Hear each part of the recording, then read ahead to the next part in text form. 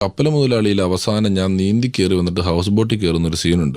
കവിയൂർ പൊന്നമ്മ ചേച്ചി എന്റെ അനിയത്തിയൊക്കെ ബോട്ടിൽ പെട്ടിട്ട് ഹൗസ് ബോട്ടിൽ പെട്ട് ഒഴുകി പോവാ. അപ്പൊ ഞാൻ നീന്തി വന്ന് കയറണം. എനിക്ക് നീന്താൻ ഒരു ഡ്യൂപ്പിനെ കൊണ്ടുവന്നു. അപ്പം ഷൂസും പാന്റും ഷർട്ടും ഫുൾ കൈ ഷർട്ടും ഒക്കെ ഇട്ടാ നീന്തുന്നത്. അപ്പൊ ഇതിട്ടിട്ട് മറ്റവൻ ചാടിയപ്പോ തന്നെ അവന്റെ ഡ്യൂപ്പിന്റെ പിടിവിട്ട് പോയി. അവൻ ഇതൊന്നുമില്ല, അവൻ ചെട്ടിയിട്ട് നീന്താൻ വന്നേക്കുവാ. അതെങ്ങനെ ഞാൻ ഇതിട്ടുണ്ടല്ലോ വെള്ളത്തിൽ ചാടിയത്. അതിന്റെ മാത്രമല്ല, എന്റെ ഒരു 20 മീറ്റർ മുന്നിൽ ഒരു ജങ്കാർ വെച്ചിട്ട് ആ ജങ്കാറിൽ ജിപ്പും ക്യാമറ എല്ലാം വെച്ചിട്ട് അത് ഓടും ഫ്രണ്ടില്. അതിന്റെ പുറകെ വേണം ഞാൻ നീന്താൻ. അതിന്റെ ഓളം കാരണം നിൽക്കാനും പറ്റുന്നില്ല, ഒന്നുമില്ല. അങ്ങനെ നീന്തിയിട്ട് ഹൗസ് ബോട്ടിൽ ഞാൻ പിടിച്ചു കയറണം. ഈ ഹൗസ് ബോട്ട് എന്ന് പറഞ്ഞാൽ വെള്ളത്തിന്റെ ലെവലിൽ നിന്ന് ഒരു 4-5 അടി പൊക്കമുണ്ട് ഇതിന്.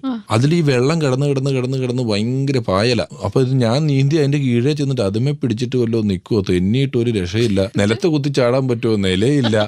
അവസാനം എങ്ങനെയോ അതിൽ തള്ളി നിന്നൊരു കയറി പിടിച്ച് ഞാൻ തൂങ്ങി അത് കേറിയപ്പം പുഴയുടെ തീരത്ത് നിന്ന കാഴ്ചക്കാര് കൈയടിച്ച്. അപ്പൊ ഞാൻ ഭയങ്കര ലൊക്കേഷനിൽ കൈയടി. ഞാൻ ഭയങ്കര സന്തോഷിച്ച്. അത് കഴിഞ്ഞ് കമ്പ്യൂട്ടർ ഇട്ട് കണ്ടപ്പം കോരങ്ങൻ കേറുന്ന പോലെ ഇരിക്കുക.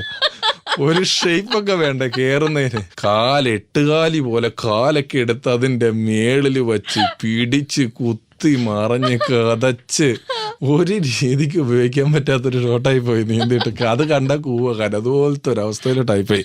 അങ്ങനെയാണ് ആക്ഷൻ സീൻ കൈവിട്ട് പോയത്.